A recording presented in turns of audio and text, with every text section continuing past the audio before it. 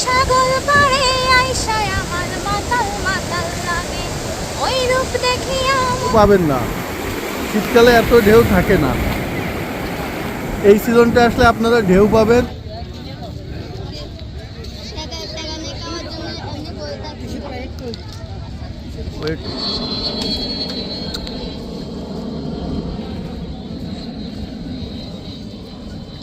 সারি সারি ঝাউবন, বালির নরম বিছানা, সামনে বিশাল সমুদ্র।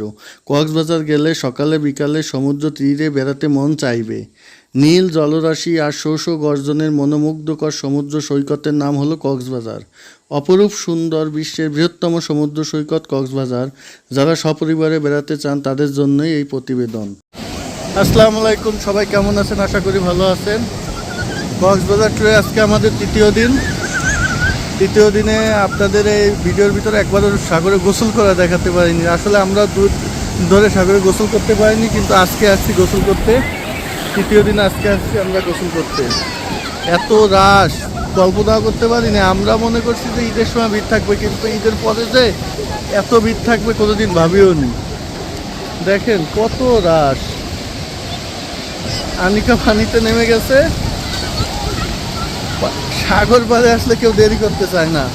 সাগর পাড়ে আসলে সবাই চায় যে আগে পানিতে নেমে যায়। তাই আনিকা আমাকে রাইখেই আনিকা সে পানিতে নেমে গেছে। এই কষ্ট আমি কই রাখবো বলেন? সাগর পাড়ে আপনাদের কেমন লাগছে অবশ্যই কমেন্ট বক্সে জানাবেন।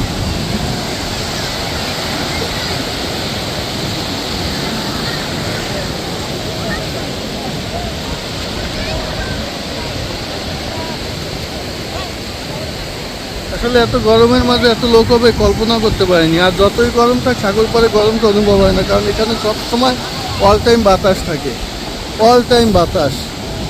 তাই এখানে আপনি গরমটা তেমন অনুভব করবেন না।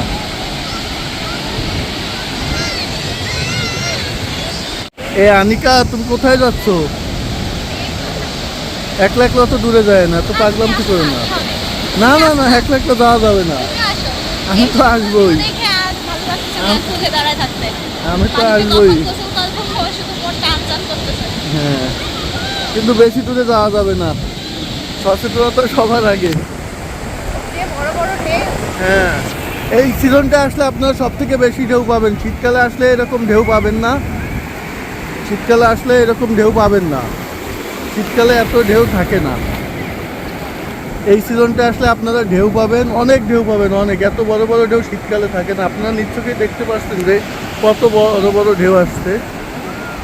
আসলে ঢেউ না থাকলে সাগরে মজা নাই। যত বড় ঢেউ আসবে সাগরে তত মজা। এই দেখেন ফুটবল খেলছে ভাইরা। আসলে সাগর পাড়ে আইসে যে যার মতো যত পারে পাগলামটি করে। এখানে কোনো বাধা নেই। কেউ ফুটবল খেলবে, কেউই করবে, সবাই এখানে বাচ্চা হয়ে যায়। বড়রাও বাচ্চা হয়ে যাবে, সবাই বাচ্চা হয়ে যায়। যার যার মতো যা মন চায় তাই করে। এখানে কোনো নিষেধ নেই, বাধা নেই। এই শোনার পরে মনের ভিতরে কোনো কষ্টই থাকে না, সব কষ্ট দূর হয়ে যায়।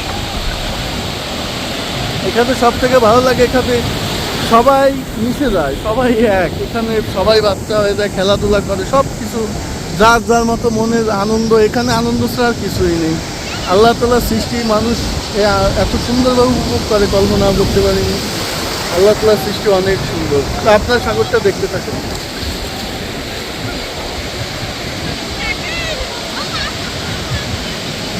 এই সাগর পাড়ে আইসায় আমার মাতাল মাতাল লাগে, ওই রূপ দেখিয়া মন পিঞ্জরায় সুখের কমতি ডাকে। পাতাম যদি থাইকা যাইতে এই সাগরের পাড়ে, ঝিনুক মালা গাইথা কাটাই দিতাম জীবনটারে। আমার মন বসে না শহরে, ইট পাথরের নগরে, তাই তো আইলাম সাগরে, তাই তো আইলাম সাগরে। লাবণী পয়েন্ট কক্সবাজার সমুদ্র সৈকতে অবস্থিত। প্রতিবার এখানে শত শত মানুষ প্রাকৃতিক সৌন্দর্য উপভোগ করতে আসে। সকালবেলা দিগন্তে জলরাশি ভেদ করে রক্তবর্ণের থালা মতো সূর্য অস্তের সময় এখানে অনেক লোক এসে জমা হয়। লাবণী পয়েন্টে পাবেন ঝিনুক মার্কেট, এছাড়াও ছোট বড় অনেক দোকান, যেখানে নানা রকম জিনিস পসরা সাজিয়ে দোকানিরা বা পর্যটকদের জন্য আকর্ষণ। এছাড়া লাবণী বিচে আছে সমুদ্রের ধার ঘেঁষে গড়ে ওঠা বেশ কিছু রেস্টুরেন্ট, যেখানে খেতে খেতে মনোরম সূর্যাস্ত দেখতে পাবেন। এখানকার সমুদ্রের পানিতে গোসল, সূর্যাস্তের মনোহরা দৃশ্য দেখলেও ভালো লাগে। কক্সবাজার সৈকত ভ্রমণের শুরুটাই হতে পারে লাবণী পয়েন্ট থেকে। লাবণী বীচ ধরে হেঁটে পূর্ব দিকে সোজা চলে যায় হিমছড়ির দিকে। যতই সামনে যাবেন ততই সুন্দর এ সৈকত। সকালবেলা এই সৈকতটি আরও বেশি ভালো লাগে।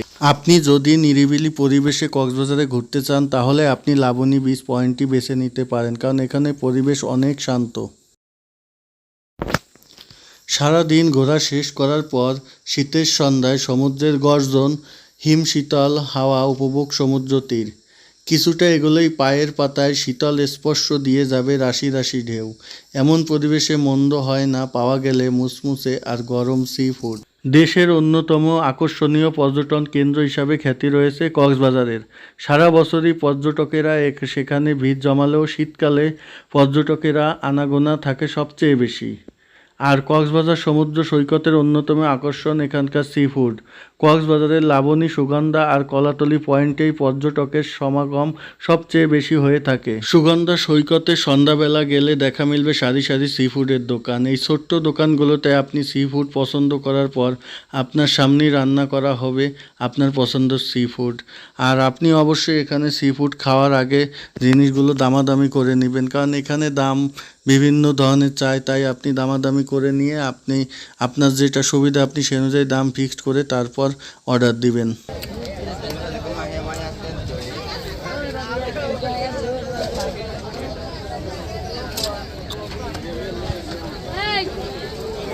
আমরা অনেক দামাদামি করে এই লবস্টার আর স্কুট দুটি নিয়েছিলাম।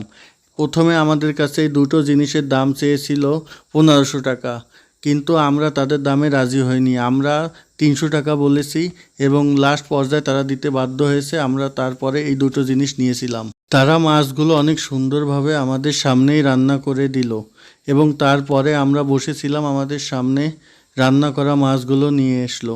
তখন আমি বললাম আনিকাকে, তুমি ফার্স্টে খেয়ে দেখো যে খাবারের স্বাদ কেমন। কিন্তু এখানে খাওয়ার পরে আমরা বুঝলাম এখানে খাবারের স্বাদ অনেক ভালো। আপনারা খেয়ে দেখবেন, এখানে খাবারের স্বাদ অনেক ভালো। আর আপনারা একটু যাচাই বাছাই করে নেবেন, এখানে মাছগুলো অনেক সময় পচা হয়, তাই বাসি খাবার থেকে আপনারা বিরত থাকবেন। রাতে সুগন্ধা বিচে ঘুরতে ঘুরতে অবশ্যই খিদা লেগে যাবে, আর রাতের খাবারের কথা তো ভুলে গেলে চলবে না। তাই আমরা আজকে সিদ্ধান্ত নিলাম যে রোড সাইডের হোটেলগুলোতে খাবার খাবো, কারণ আমরা 2 দিন ধরেই হোটেলে খাবার খাচ্ছি।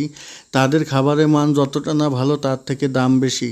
তাই আজকে সিদ্ধান্ত নিলাম যে রোড সাইডের খাবার খাবো, এবং রোড সাইডের খাবারগুলো দামের অনুযায়ী স্বাদ অনেক ভালো। তাই আপনারা কক্সবাজারে ঘুরতে গেলে বাজেটের হিসাবে রোড সাইডের খাবারগুলো ট্রাই করে দেখতে পারেন, আপনারা ঠকবেন না। জানি না আমাদের ভিডিওগুলো আপনাদের কাছে কেমন লাগে।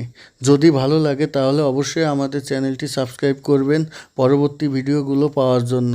আর বেশি বেশি করে শেয়ার করবেন, আর কমেন্ট বক্সে অবশ্যই জানাবেন আপনারা কী ধরনের ভিডিও চান। তো আজকের মতো আল্লাহ হাফেজ, সবাই ভালো থাকবেন।